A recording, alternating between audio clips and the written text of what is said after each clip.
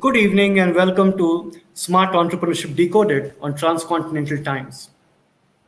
Over the past few weeks, we have met people related to the entrepreneurship system from all backgrounds. We have met investors, we have met people who have been successful entrepreneurs, we have met lawyers, people in each part of the ecosystem.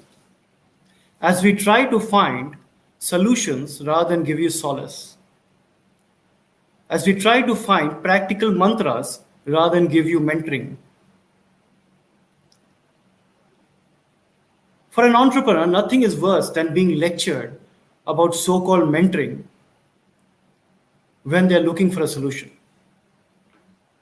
So I was thinking, who do I call tonight? Why not call somebody who is still in the journey of entrepreneurship? As many of you know, especially young entrepreneurs coming out of university, often it's very important which university or college you went to. There's the Ivy League colleges in the US, which have these huge alumni associations who have gone on to become investment bankers, etc., who back startups from their universities. We have a similar caste and class system in India for the IITs and IIMs. But is it easy for everybody? Is it as easy as it sounds? Is popular folklore and perception true? Or do they also struggle? After all, at the end of the day, the consumer has to buy the product, right? You can't run after valuation and get funded without creating value. So tonight I have brought you a guest who is in the journey of funding, is from one of these big colleges, and I have known him 3 years ago and seen part of his journey when he contacted me recently again, and I was very excited. Here was a guy I had met 3 years ago who was doing something completely different, who had worked for some of India's unicorns in the past, stepped out on his own, tried to do something else, didn't work, and when he meets me 3 years later, he set up a successful company in a completely different space. Let's talk to him and see if we can pick up a few nuggets of practical insights that will help us in our own journey. Join me in welcoming Khwaab Bansal. Thank you, Nalin, for the wonderful introduction. Thanks for joining, Khwaab. So you went to one of the IITs, right? Yes, IIT Kanpur. So after that, why do you need to look for funding? I mean, life would be cool, right? That's what others people think, that you go to IIT or an IIM, and then after that, your kind of God comes down as angels and takes you on their wings and takes you to heaven. Is that true? Partly true in terms of the respect or the years that you get in terms of people you talk to in your career. But what IIT also gives us is a extremely rich alumni network who have been doing so well. It could be the Olas or the Flipkarts or any of these unicorns in the country which drive that ambition. So actually we end up working harder than people who don't go to IIT. So the idea is to just do more. So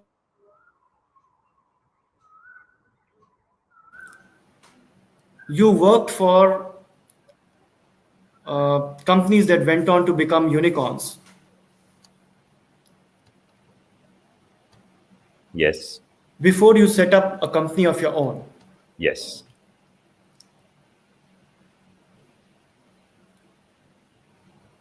So let's wait for network to catch up again. I think we have a temporary problem.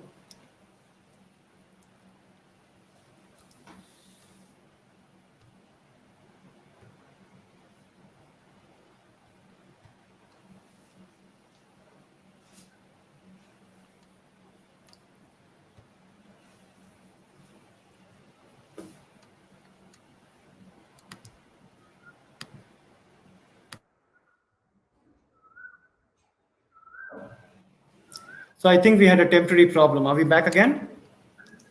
I think we are. Yeah. So you worked for companies that went on to become unicorns in the Indian space, right? Yes. Before you set out on your own. Yeah. So what made you set out on your own? Because I would think that working in such companies would have been rewarding enough. It was indeed. And in terms of the rewarding, it also rewarded with, as I said, with ambition to create something which turns into a unicorn myself.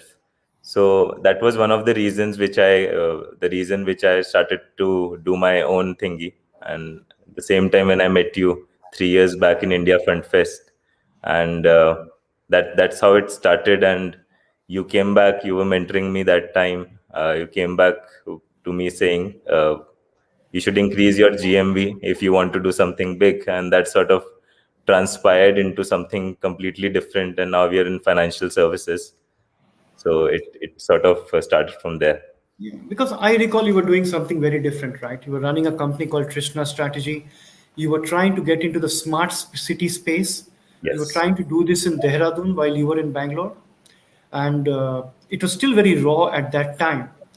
I was going through my notes of the pre-finale today after 3 years, because it's almost 3 years to the day. And my notes say that we should put him in the finale for what he will do in future, not what he's doing now, which almost seems like I knew astrology before I learned it. But what made you pivot? I mean, you were doing something, you were very passionate about it at that time. I remember you had a small scale scaling unit running with a few Yes. delivery people and all that. So what Yes. made you pivot, and what made you pivot into a completely different space? So, Nalin, I've been a finance guy ever since I was very young. So, I was trading in the Indian stock market since I was 14 years old. So, in IIT Kanpur itself, I chose my sort of electives to learn about portfolio management and risk management strategies. So, I hold a minor in that perspective also. When we were talking about smart cities, when we met 3 years back, that was a very good running operation. But in the end, it was something which was heavy capex driven business. So as the idea was to have a large countrywide presence, but that was sort of driven through capex in that particular model. And as you also said, it's not always rosy for even the IIT chaps to just go on and raise millions of dollars in the first go. So we actually came across this opportunity, which I would say the market pulled us towards the opportunity in terms of the financial inclusion which is missing across the country. So we found that did quite a bit of market understanding, and I guess we just landed up in providing financial access to people in rural areas is what where our heart went to finally. So, what is it your company does now? When you say financial access to rural areas and financial inclusion, let's just talk for a moment about what you do now, and then I'll go back to your starting days. Sure. So the company basically offers hyper-local banking touchpoints at your nearest Kirana store. So Okay. so in rural areas, if you were to see, people generally need to travel 10 to 13 kilometers to find the nearest ATM branch or ATM or a bank branch. And that too are only serviced 2 times a week. So mostly you would see long lines running there, or most of these ATMs running out of cash. So the problem statement is very simple. One should be able to access his or her money whenever they want to. So what we have is we have a simple app and a machine which a normal retailer shop can onboard, and anyone can just walk in and do a cash withdrawal from one of these mini or micro ATMs, or do a money transfer. So someone wants to send money to their children studying in colleges, one could do that. One could do a recharge or even get a loan from one of these shops which are nearby. So we have started it in terms of providing that financial access. Plus these shops are evolving themselves. So in Rajasthan we have all the pin codes covered, and whole of the North India, all pin codes are roughly covered by as we stand right now.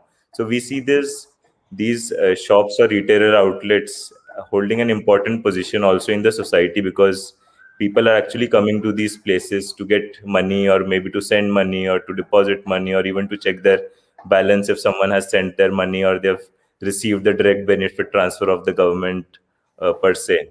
So that's what the company does currently. And what kind of traction do you have? I assume this is all in the last 3 years. So what kind Yes. of traction do you have now? So last year, as we stand currently, we are at 40,000 active retailers. And Okay. during COVID, we did a six times, last year was COVID, and we did a six times increase in the GMV term, which you actually mentioned. And we did a cumulative GMV of 300 crores last year. Fantastic. What brand name do you operate under? Net Pesa.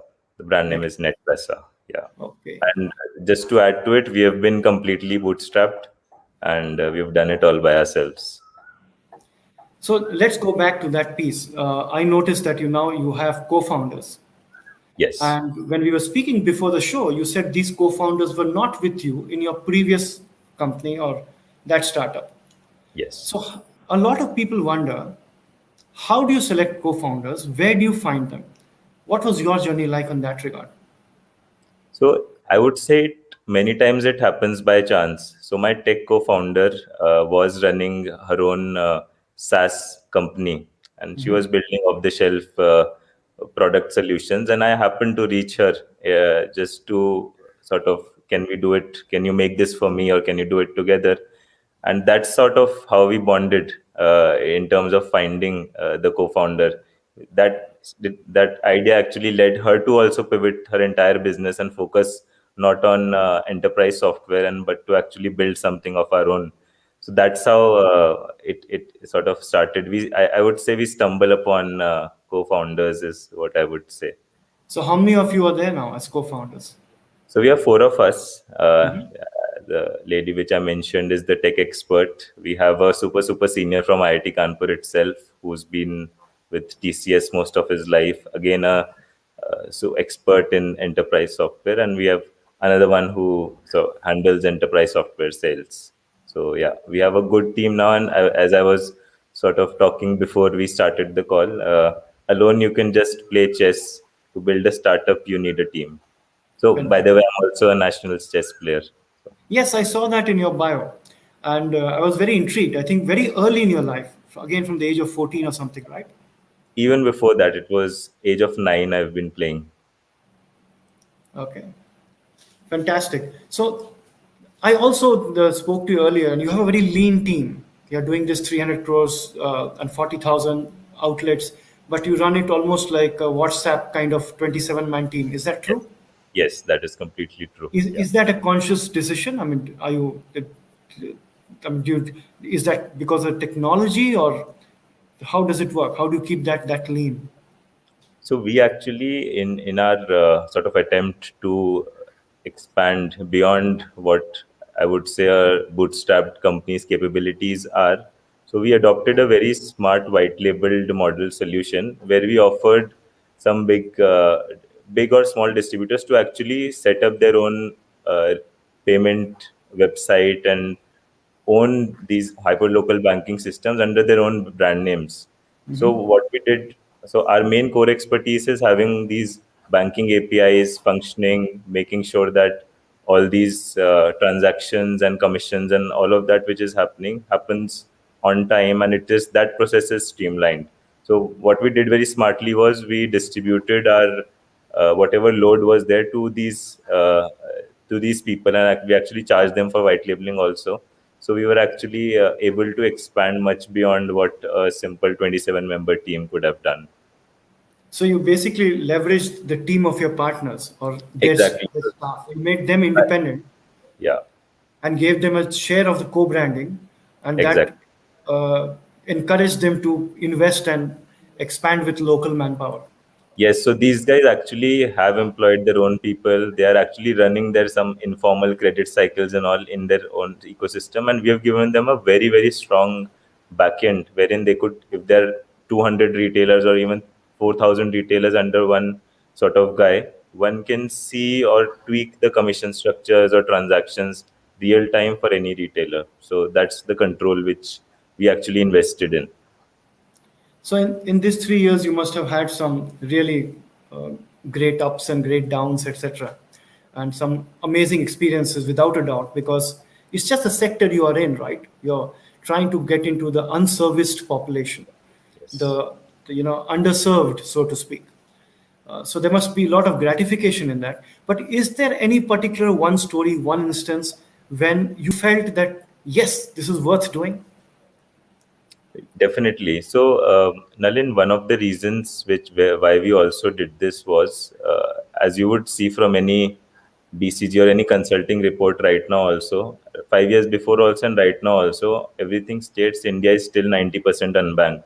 Even though, in terms of the increase which is happening in terms of digital services or the Jan Dhan accounts or everything that is happening across, so when basically we set up these shops, and I maybe could show you later, but these normal retailer shops which are earning 3,000, 4,000, 5,000, sometimes not that money also, but just by having a very, very simple point of contact for banking, they were able to increase their incomes to 15, 20,000 per machine. And it was quite good while we were explaining this new thing to retailers. The question was, where will the money come from? So in terms of the explanation of this new service was also quite, I would say, quite fun in terms of when we were building this. How much pain did you go through keeping this bootstrapped? Too much, I would say. So it is working on this idea, plus putting in all the savings, plus also trying to do more consulting work so that we can plug in more money into the company. So that's how we have been doing it. So it's all 16, 18, 20 hours a day, last 3 years. So when you decide to raise money, uh, it opens up a completely different world, right? It's Yes. brutal. It has got enormous echo chambers where anything you say or do gets echoed all over the place. There are all these myths and preconceived notions. At the same time, when you're struggling and finding it so difficult, you're reading in the newspaper about all these fancy deals, etc., and you're wondering, what am I doing wrong? Yeah. So, how are you tackling it? See, Nalin, it's tough. As you said, this particular point, we see X raises Y amount, B raises Z amount. We see the P&Ls being massively negative, and we see here I am having built a beta positive business, and it has scaled also, and still these guys are not just pulling in to pull sort of plug in your money. So I would say yes, we sort of face this, but there is a lot of encouragement also, which I would say, and learning which has happened every time I've spoken to an investor. So I would say when I spoke to my first investor, my thought in terms of how I have actually see my business was around 40%. But after having met more than, I would say, more than 10 investors, that thought itself has matured a lot in terms of trying to answer those questions. So I would say the whole process of fundraising itself is quite educating, is how I would say. So, in this process, have you come across people who are investors but don't have money? Oh, definitely. I have had, I've come, that was actually very recently, few months back itself. And this has happened actually twice. So you go to someone, they would say, okay, what's your company's worth and what's your valuation? I would like to buy full. So I have found people who wanted to buy the full 100% acquisition, and they didn't even have money to actually service the round. So we do have people, and I think all of us young entrepreneurs would definitely fall prey to these guys. There's no way to know unless they don't sort of deliver. Yeah, that is one aspect. And the other aspect where people struggle, I don't know whether you had experience in that, is where I see a lot of burnt out midlife professionals who actually didn't make it in the companies they were working for, have Hmm. never done any entrepreneurship, suddenly come and say, I'll mentor you for equity. Hmm. And when investors look at that company with that kind of decision making by the founder to that mentor, you really start questioning what the founder was thinking. But have you had such experiences when people coming and offering mentoring and asking Oh, for equity, definitely. etc., Oh, without definitely. adequate qualification? Yes, and also Nalin, that as you said, that mentoring out of boredom actually falls flat after four conversations or five conversations. So, because all these experienced people do come in with some extra things, but a real experience or subject matter expertise is sort of unveiled in few conversations. So we haven't sort of yet shedded our equity to uh, one of these mentors, wannabe mentors. But I would say there are people who would want to jump onto a running sort of train, is what I would So say. you are one of those classic cases, where I always recommend to people that ultimately you are at an early stage, not late stage, early stage. Ultimately, people back the person.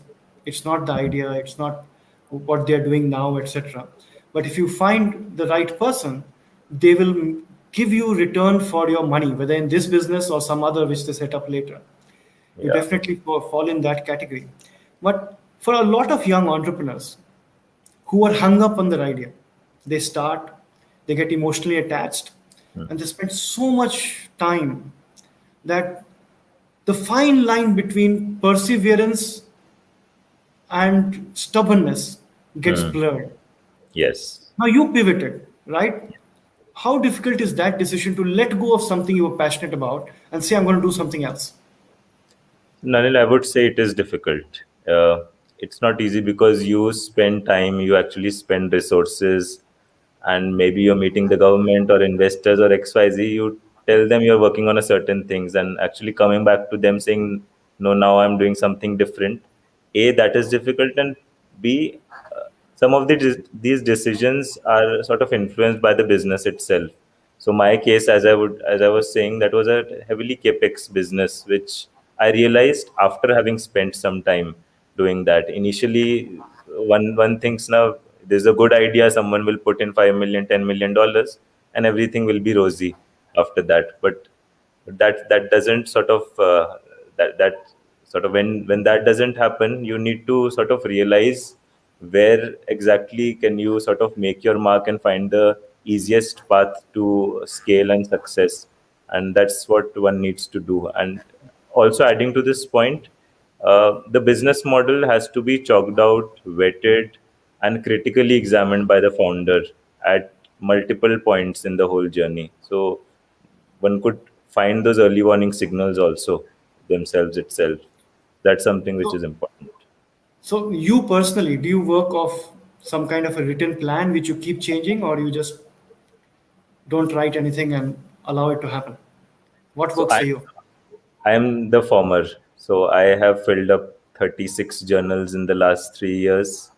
And being a chess player, again, I would like to plan my 8, 10, 12 different moves ahead. And if something doesn't go well, I would like to spend time to again think before I actually put the first foot forward. So that's what my approach is.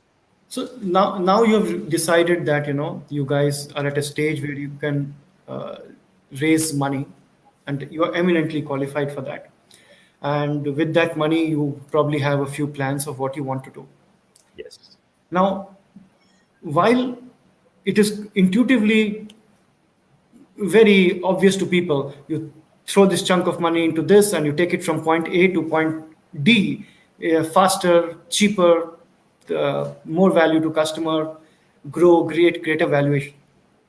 Is there a danger that sometimes the money actually creates confusion and a problem? So, I haven't faced that problem till now, but since I've been working with many startups since 2015, I've seen this creating actual problems also.